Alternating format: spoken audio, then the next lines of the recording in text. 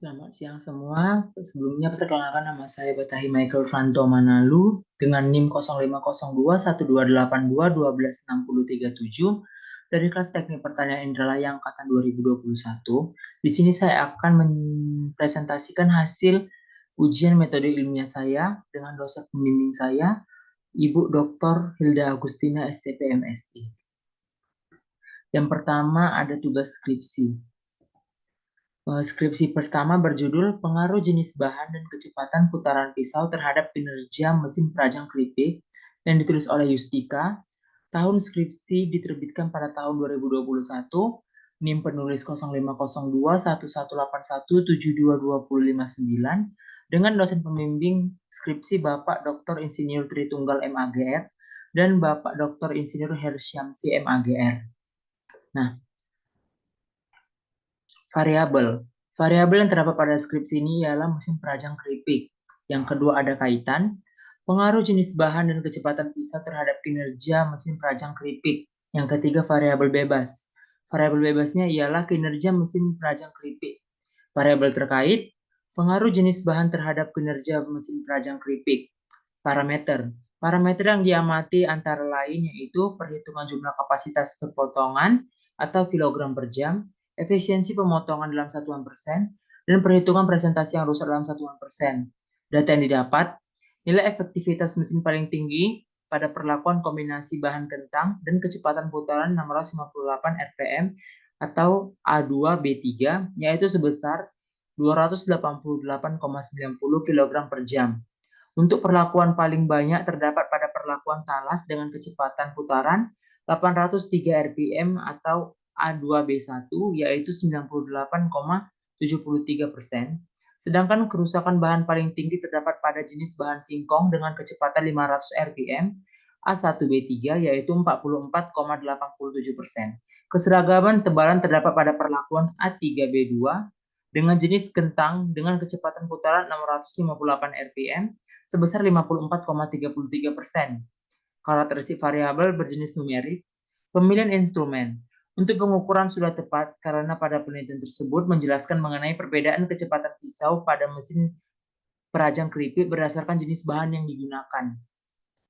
Skripsi yang kedua dengan judul Uji Kinerja Mesin Peras Tebu berdasarkan varietas tebu dan massa roll atas. Penulis Ade Kurniawan, tahun terbit skripsi tahun 2020, NIM penulis 0502-1381-520061 dengan dosen pembimbing skripsi Bapak Dr. Insinyur Hersyamsi MAGR dan Bapak Insinyur Endo Agro Kuncoro MAGR. Variabelnya yaitu mesin peras tebu. Kaitannya, varietas tebu dan massa roll atas. Varietas bebas, kinerja mesin peras tebu. Variabel terkait, kemampuan mesin peras tebu berdasarkan varietas tebu dan massa roll atas. Parameter, parameter dalam penelitian ini adalah kapasitas alat peras tebu, random hasil pemerasan tebu, dan kebutuhan bahan bakar. Data yang didapatkan, hasil penelitian menunjukkan bahwa A1B2 massa roll sebesar 4,6 kg dan varietas tebu bulu walang. Sedangkan untuk peratan nilai rendemen Nira, hasil perasan tebu didapat bahwa perlakuan A2B2 memiliki rata rendemen sebesar 52,29%, perlakuan A1B2 yaitu massa roll atas 4,6 kg dan konsumsi bahan bakar terendah yaitu 0,76 liter.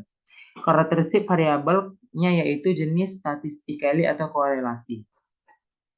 Pemilihan instrumen. Untuk pengukuran sudah tepat karena penelitian tersebut itu lebih fokus terhadap uji kinerja dari alat peras tebu.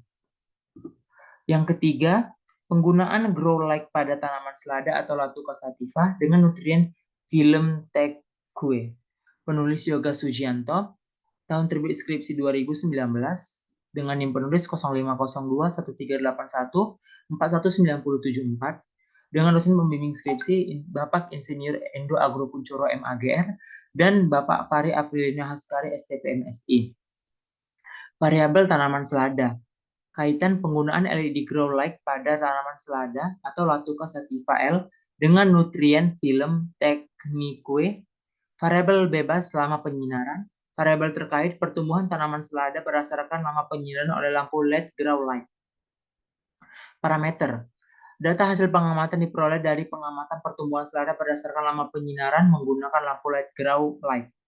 Disajikan dalam bentuk tabel dan grafik, juga meliputi tinggi tanaman atau sentimeter, dan berat tanaman atau gram, dan jumlah daun atau helai, intensitas cahaya atau lux, dan debit air. Data yang didapat.